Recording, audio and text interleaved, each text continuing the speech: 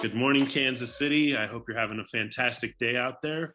I'm blessed with the chance to participate in one more episode of this show that we are calling Life After now, not just life after KCPS, but also just life after and the paths that might emerge post high school. And turns out that that's a conversation most people would love to have. And I think it exposes us to all kinds of different examples that do happen after high school. So I'm joined by a fantastic person, contributor to the arts in our community in Kansas City.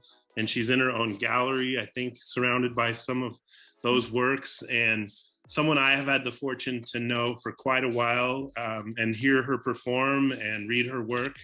So welcome, Natasha El-Scari, to Life After. It's wonderful to have you today.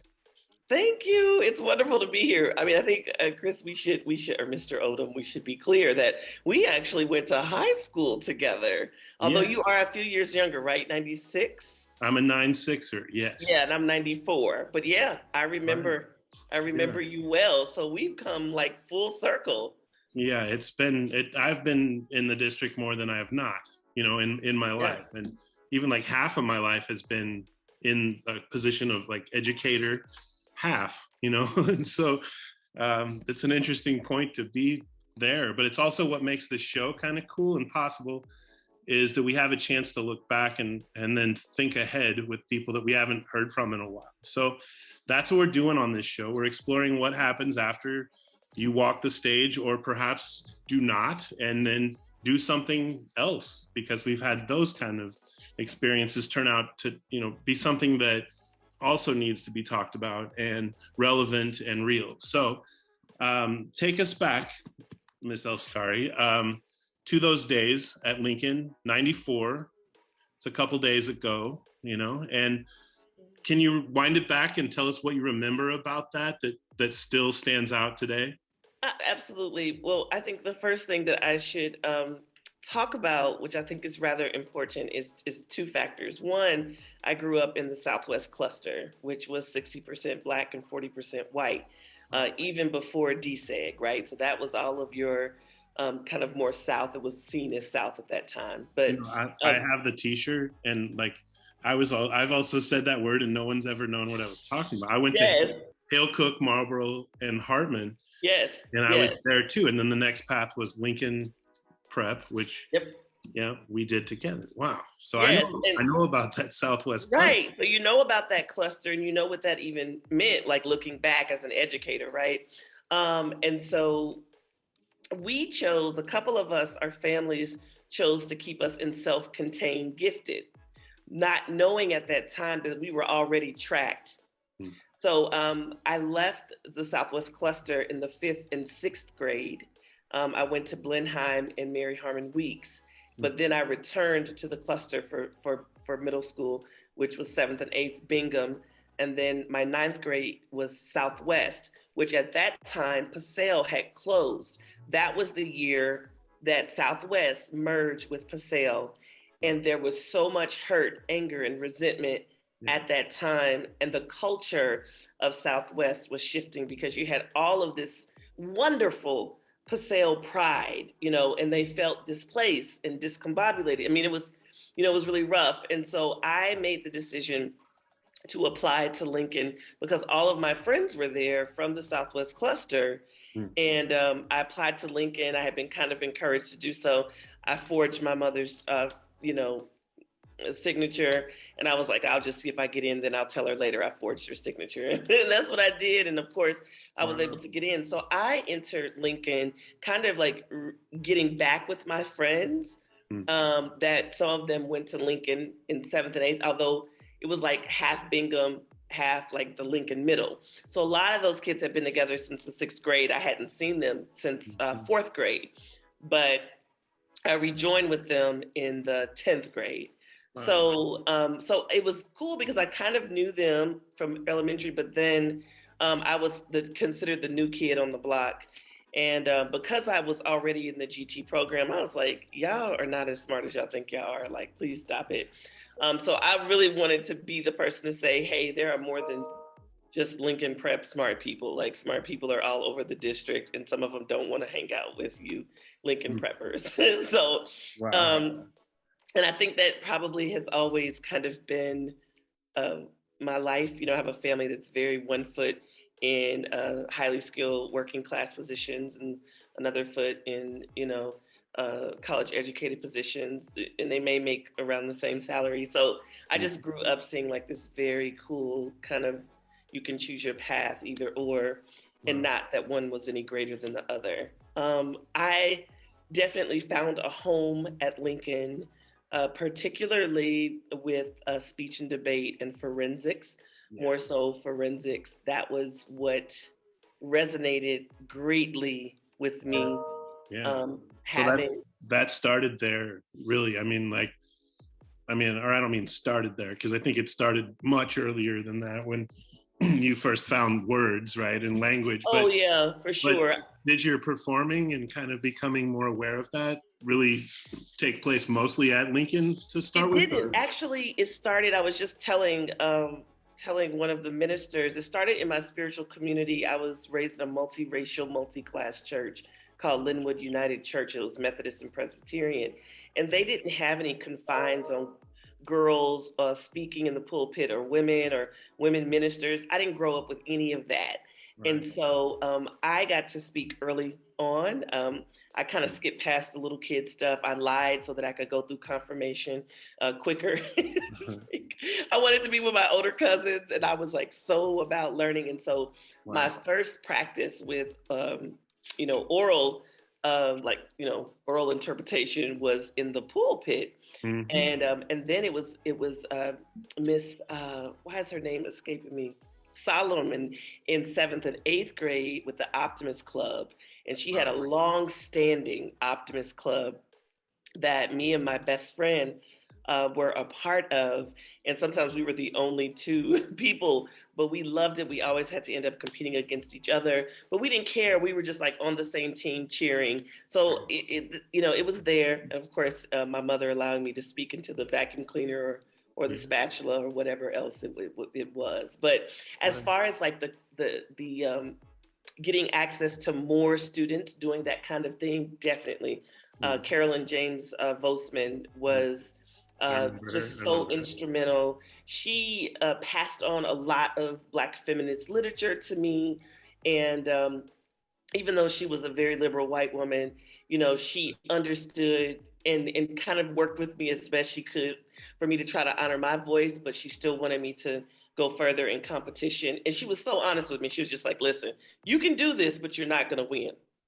If you do this, you're going to win. So just decide which one do you want to do, because you're definitely giving one up. And so it was just great working with her. She was very honest with me. And I was able to early on decide how important or how big was my activism and my artistic activism versus this idea of winning. Yeah. And I loved being challenged with that. Obviously, there was Miss Schlossman, who lots of people loved. I really couldn't stand her guts, but she was an excellent teacher. She's my reason I became an English teacher. So I mean, she really is. I even looked her up and found her and went back and met her at the coffee shop. And before I became a teacher, and interviewed her a little bit, because I was so fascinated by how she became that scholarly and seemed to get smarter every year, and she was explaining like that was why she chose education. So I thank you for that awesome synopsis of Lincoln Prep, and thanks for going to Schlossman land, because I would say pay my respects to her very much. Yeah, and I do as well, even though I didn't like her as a person. And I think that it's important for us to say that, because as educators, it could be really harsh. Yes, and she really kind of had her favorites, and I was okay with that. But I was just like, let's try not to act like you don't. Like, let's just be clear. Sure. So yeah. Interesting. Yeah, I got to be that person, I guess, and people, because she would definitely reference my writing in front of people and use me as examples quite a bit. And I hate to, I mean, it's even hard to say now knowing that, but that platform really made me aware. And Yeah. I carried that even now, you know, that if I share openly, take that chance, you know, it'll represent itself. Your words are there. And so let's talk about that a little bit. You and I soaked up a lot at Lincoln Prep and a lot of similar things. I'm also a preacher's son, so I found oration first kind of in church in a far different way, you know, in a more reading directly from the text, like, you know, in a almost non-spiritual feel to religion sometimes. And so very interesting to dialogue with you on that. Let's take it to the part right after you finished Lincoln, because to me, that is the most interesting and kind of gummy part for life, because there are so many ways it could go and so many choices you could make that you are making for other people, that you're so young to make this move. And don't be scared, young people, but you really are young to make this giant move. Do you remember what that felt like and kind of what you decided to do? Absolutely, and I was very ready to do it. I felt confident. I wasn't arrogant, but I just knew that whatever I chose, it was going to be okay. And right now, we're really pushing scholarly African American students to attend HBCUs. In 1994, that was not the case. People just didn't know about it. They knew about LU, Lincoln University here in Missouri, but in Harris Stowe. But those really weren't. This is a very different HBCU experience than going to the Deep South and returning to the Deep South to school. So I chose Jackson State University. I was a part of the Upward Bound program at UMKC. So I had been accepted into over 10 schools. I had over $250,000 in scholarships. I had 5 full rides, all to PWIs, and I had half rides to HBCUs, but I was able, I just kept sending my acceptance letters and full ride letters from University of Iowa, University of Missouri, University of Kansas. And I was like, all these schools want me, but I don't want them. I want you. And the recruiter was like, listen, either we're going to give this girl a full ride or we're going to have to like off her, because I was very, very assertive. I knew I wanted to go to Jackson State. I worked for a doctor who attended Jackson State and had a friend there, and the family took me in. It was just all like too perfect, right, for me to go. And so I arrived the day after graduation. Wow. So graduation was, I think it ended, 7-ish or so. I was on the plane at 4 o'clock in the morning, catching a red eye to go to Jackson, Mississippi. And then by, I think it was like 11 o'clock, I was in my college algebra course. So I did not even have a day. I did 6 hours that summer through the Bridge program. And I ended up finishing undergrad in 3.5 years. So I finished my coursework in 3 years. In my last semester, I was a student teacher, which, as you may know about. And my first experience was, hi, Natasha, welcome. I'm about to leave for 6 weeks. Good luck. Yep. And that was trial by fire. Yep. Yeah. So I think I had my teacher for like 2 or 3 days, and then she was out of there. She sit outside. Did she sit outside the door? She was gone. She was vacated. Gone. My guy sat outside the door for a little bit, but then same thing kind of occurred, is that the students basically wanted me to stay, and somehow magically just let him be gone. It's a neat thing to remember too. That was I did my student teaching at Northeast High School. Okay, so I was in Jackson, Mississippi. 160 students a day. Yes. So it was definitely trial by fire, but it was, but there was something I deeply loved about it. I went on to graduate school immediately to the University of Wisconsin-Madison. In between that time, I got married, and my new husband and I thought it was a great opportunity to have a baby in grad school. So you can tell that was 2 first-generation people getting together to make that decision. But I think biologically, I would have had trouble if I waited too long. So I was there. My father fell ill. I moved back to Kansas City, and I had my English degree with a certification in English and education. So I was able to work at the district. So I taught the 99-2000 school year at Southeast. It was then the African Center School. I was really excited about being there. I did not Um, know that. Yeah, that's such a cool thing. yeah, yeah. And so then I was scooped up by Upward Bound, recruited away from teaching. And I was okay with that. My father did end up passing away. I bought a house 1 week before my dad passed away. I mean, Mhm. it was just a crazy, crazy year. I went to UMKC. I really enjoyed higher education. Mhm. And then I stayed at UMKC from 2000 to 2012. In the last 10 years of me being there, the director of the Upward Bound program. So I was still working with students all over the district. And I was a graduate of the program and a fairly recent graduate. So it was like all of this rich experience that I had as a high school student. I was able to implement this great change, and we had an amazing retention rate and graduation rate. I have students who now have their PhDs and MDs, master's degrees. They're all over the world, rapping careers, writing careers.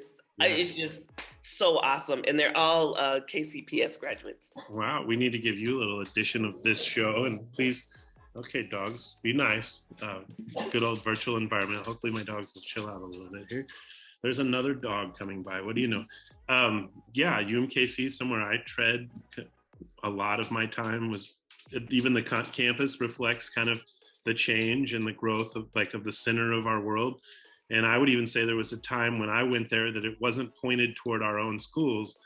You know, there weren't such programs as like urban education studies or anything at all. And I would ask for such things. And when I told people that was my plan, most of the people in that program would say, like, what are you doing? Like, of your choice, that's, and I had similar, lots of offers and things, and knew I didn't want to work or go to those places and serve there. So man, we have so much in common. We could talk forever.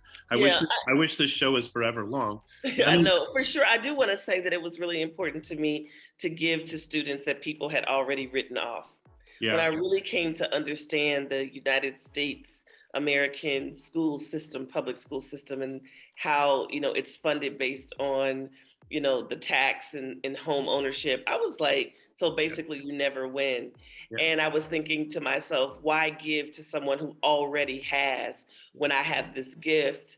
That I could help others as others had helped me. I came across some amazing, life-changing educators and counselors like Miss Shirley Gordon, who was like, if you believe, you can. And I had my choice, and I wanted to see other students have first world choices. Yeah. Which school am I going to go to? Not will I go to, right? Yeah. I wanted to see that in students who people had written off just because of where they lived. Fantastic. Okay, so that definitely covers the second question. And what's so fun about these interviews is, while I'm always doing them, I'm really kind of calculating the third question, the fourth question, and that sometimes I think we've already hit them in some degree. And I want to make sure, if you're interested, that you would want to have some space here. And we talked about doing a piece of your work. The other thing we really haven't, we've talked about where you've become, but like follow us up to like where you are kind of now. And I got the poetry that I learned from you, and the things about performance that I've learned from you, and the nurture of the crowd, and the empowerment of the voices of the students, and the ability to get out of the way of ever being the credit, or that I promise I secretly watched and listened to things that you taught me about that craft of holding a show, and in the ways that I was from a church, I also kind of understood some of those notions, but wanted it to be so much more feeling, or and so much more real sometimes. And the trick, I think, that if we do get to hear you update us to where you are, is that I can remember, my goodness, just being enamored with your work long ago. And so I can only imagine, it's just so neat. And I've probably grown a tiny bit in my own writing in studying over the years, and kind of been fun to explore. But I do respect so much the people who already were out there so much earlier, and the way their craft would evolve and change. So we're listening to a serious poet, Kansas City, and a serious person for the arts. And so kind of bring us there to the now, because we could talk forever, and then I want to make sure you have time to share a poem if you want to. Right. Yes, of course. So I just want to say one, I think in the past I had taken up the task of being a bit of a purist and slightly judgmental. And I remember when you first started to get into poetry and share, and I was so protective of Black students. I didn't trust you. I wasn't sure. I wasn't always nice even. And I want to publicly say that. Like it was only because I was protective and I didn't know. I just didn't know. And then the longer you were in the district and working with the students, and I was looking for that thing that you know when someone is sincere, and I saw that in you, and then I shifted. And I don't know if you know that or realize that, No, because but hopefully I was at you for least saying so. kind, but I imagine in my earlier years I probably was a bit more of a piranha, and now I'm more of a dolphin. Um, Oh, I don't know. I think criticism is valuable, and so if anything, that's what I learned to receive also, and that's the work we must do, and I promised that there were things like that I did not take that way. So it's fantastic to hear you were thinking about me. That means something entirely in and of itself. So Oh, for sure. Like I try not to be mean often. So when I am, I always want to say why or yeah, and I'm using mean like that. So so sure. thank you. I just want to always publicly say, you all we It can means all grow and we can also be protective of our communities and learn to be open. It's okay for people to have to build trust, It's right. okay for people to have to kind of like prove that they're safe. Yep. And we talk about those things openly now, but Yeah. that was something 20 years ago. We were not, Very true. people just kind of, oh, she's an angry Black woman type thing. So, Mm. so fast forward to where I am now. I'm a proud mom of two children, and then two other children I didn't raise. But my son graduated from Lehigh University, my daughter from Lee Summit North, and and she's at Prairie View A&M now in nursing. I took my children with me on my artistic journey, and I have been working for myself for the last, I think it's 9 years, 8 or 9 years now. I really have lost count because, when you jump, the only way the net will appear is if you jump. That's what the Buddhists say. So that's really what happened with me. I just took an opportunity to jump, and I was just like, I'm going to always regret if I don't do this. And let me tell you, it has just evolved and evolved. And, because we know we come from an infinite source, Mm-hmm. when we really tap into that, we don't put limits on ourselves for how we express and for what we allow to come through us. And so right now that manifestation comes obviously in me owning an art gallery. None of this I painted. Yeah, I was People wondering. always Okay. ask me that. So Yeah. people that I've met in the art world, many of them don't even know I'm a writer. Mm. I am the author of 5 books and 3 spoken word CDs. I've been published in a ton of anthologies, online journals. I've guest lectured at many places. I'm a guest lecturer now at the Kansas City Art Institute, teaching a writing seminar called The Black Experience. Um, I'm a publisher and also a manuscript developer. I don't like the term editor because I will do heavy editing, but I really consider myself a manuscript developer. I'm also a life coach, and I do card readings. Let's see, I am the founder of Black Space, Black Art, which is an organization of African American artists collective where we take Black owned and like minded businesses and turn them into changing art galleries. I currently have 10 partners there. We've had over 40 partners over the last 5 years. Six Streets, a documentary about the Black Lives Matter mural, which I was one of the curators of that. That's up for an Emmy, which I'm super excited about that. And yeah, I've been on NPR, I've been on PBS, like all the nerdy things that were on my bucket list. It's like, yeah, I didn't want to be on BET. I wanted to be on NPR Yeah. and Good PBS. choice. And so I've been able to do that, and I'm just so completely honored. I'm trying to think, am I leaving anything out? I also work at my spiritual community, which is Center for Spiritual Living. I handle all the social media, and I also ghostwrite. So I do some ghostwriting as well. I sit on the board of 1,000 Summers, on the Institutional Review Board at Children's Mercy, and I'm a staff member of Gilded. So That's it's fantastic. That wouldn't all fit on one sheet of paper. I know it doesn't fit my life, Chris. Think about that resume for young people out there, and that's just unbelievable. And so, not unbelievable, but just something like that. I don't have that list by any means, and that's just fantastic. All right, so when I ask for an update, that is, I think that is one of the coolest and most powerful that I've heard, because of what you've already explained to us and how early your dedication started. To hear your list like that means that you have really been putting in some work. And it sounds like in order to do that for 9 years, that's probably what level of work it requires, that there's a trade, kind of a trade for, you're gonna really have to push then to keep yes this going. No. Yes and no, because I think a lot of it is, I was telling my boyfriend today, if you ask me what I could get rid of, I can't pick anything, because I told him, I was like, I think passion is where work and money meet. So I am passionate about what I do. I'm not doing anything I have to do. Yeah. I'm doing these things because I want to do them. And I have been able to fashion my life in a way that allows me to do it. And it really, someone wise to me said, there are people who get paid every 2 weeks that don't have any money. Mm-hmm. So what happens is that your relationship with money changes when you become self-employed. And it's really true. I'm a far better steward of my money than I ever was. And so I've never been a starving artist, right? I mean, Chris, we went into teaching. Yeah. So it's not like we went from engineering. No, it's not a huge step, I guess, right? Like, right. I get that. Yeah. It's kind of that, but what I've come to understand for me is that my soul just requires this level of freedom that I would not have ever known.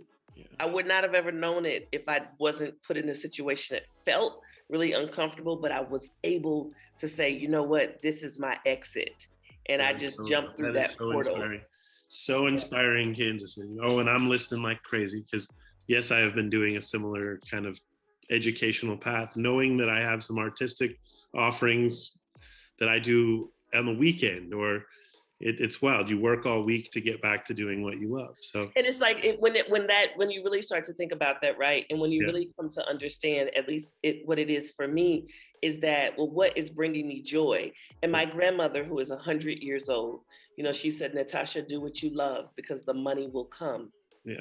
And I cannot begin to describe how your relationship with money changes when you are doing what you love. You're not using these things to stuff and feed something that is not being fed, because you're not doing what you're supposed to be doing. Your spirit will keep calling you, right? It will just keep saying, I want out. But you will never, ever, ever know what will happen until you take the leap. That is the thing that's so crazy. And so I always tell people, and I'm telling you this, Chris, you're a certified teacher, so you can take the leap and then unleap.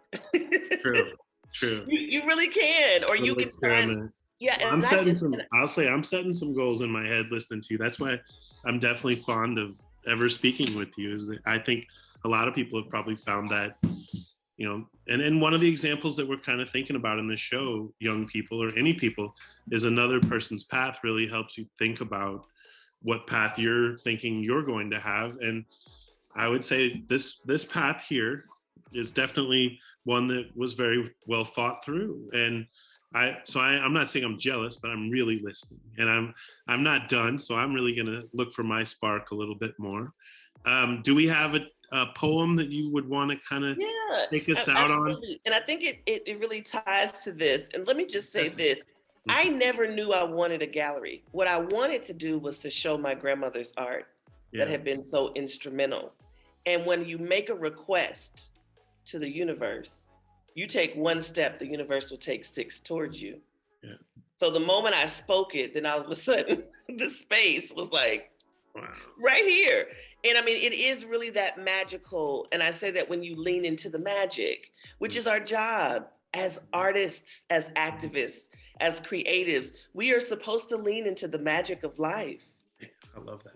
And so I'm gonna that's what write I've done. I never planned to do all of the things I knew, but I didn't meet anybody who was a full-time writer. I didn't know anybody who had an art gallery. I didn't know anyone who started an arts organization. I read about these people, but I didn't know them. I didn't know them in my neighborhood, in my life. I knew some amazing people, but I just remember having to say yes. And when you just accept your weirdness and you just lean into it, and you really realize that you are a unique expression of the great, thing.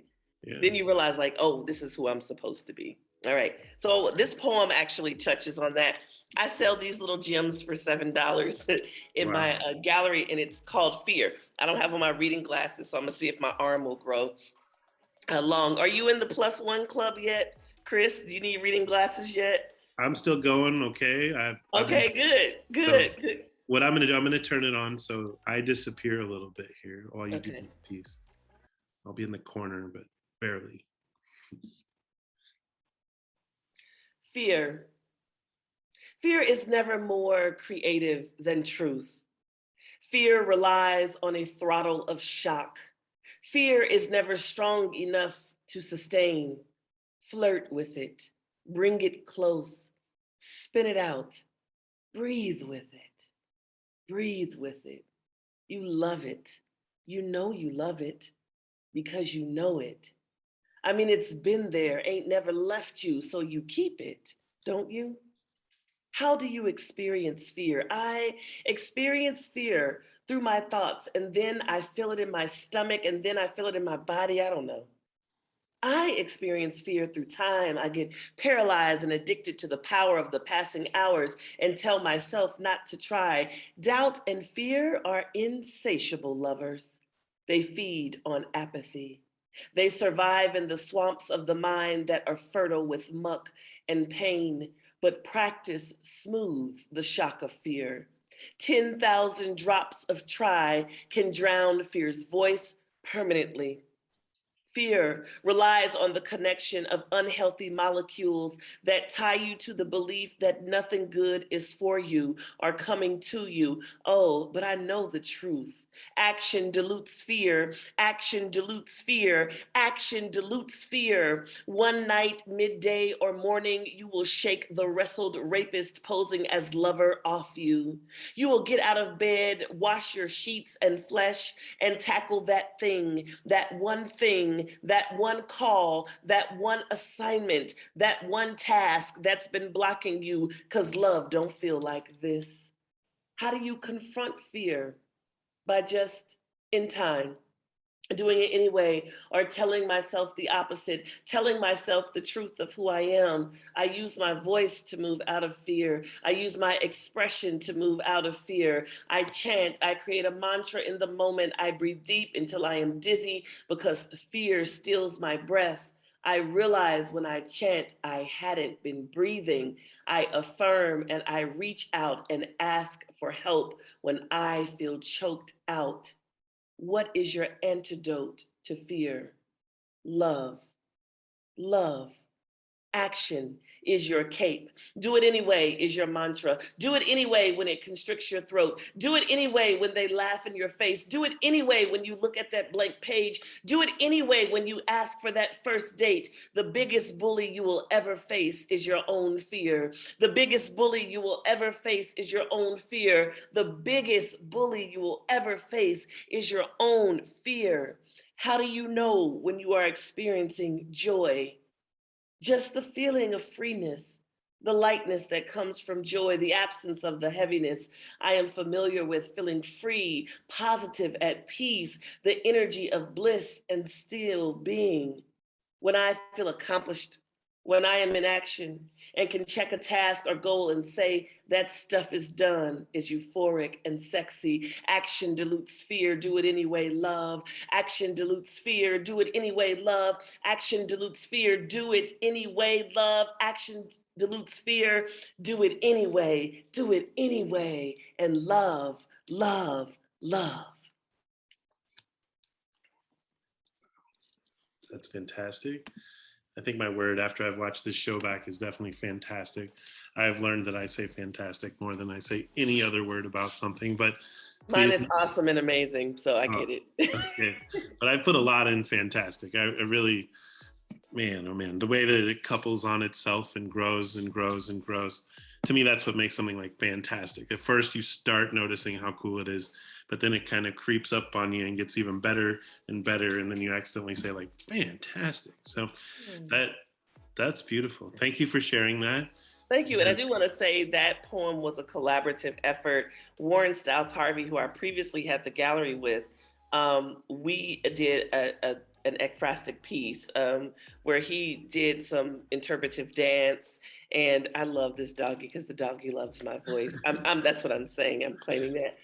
But he did some interpretive dance, and we both wanted to we had a show that we did around the idea of fear.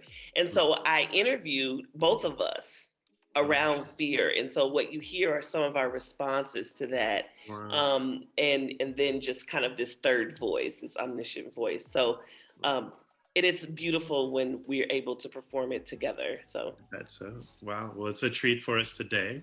And I thank you for being here with us today and taking this time in Kansas City. I hope you've enjoyed yourself and have learned a little bit about the amazing path of Natasha via El-Scari on Life After. And if you yourself would like to experience this and tell me some things about your path, please reach out. My name is Chris Odam, and I work for Kansas City Public Schools. You can find me on our website there, and I would be glad to listen. So it's very important that you were here to me, and I thank you very much so. If you only knew the way I am filled sometimes when I get to work with fellow creative thinkers and people on a similar path in this city. I'm affirmed and excited by your success and inspired very much so to kind of dig in there and be my creative self. So thank you, very personally for that, because I needed that kind of thing. I get to play with my friends in a little jam session tomorrow. That's the thing that I kind of do fairly well that nobody knows. look, And are you so, serious? What do you do? oh my goodness, I do a little freestyling, not to surprise the world. We do some jazz funk that's kind of like hip hop beats that are made live that long ago people didn't really do all that, and now everybody's doing that. So do some digital sampling and some different things that you dabble on secretly. If you've ever seen the show Mr. Corman that's on right now on, I think it's Apple channel or whatever, it's funny.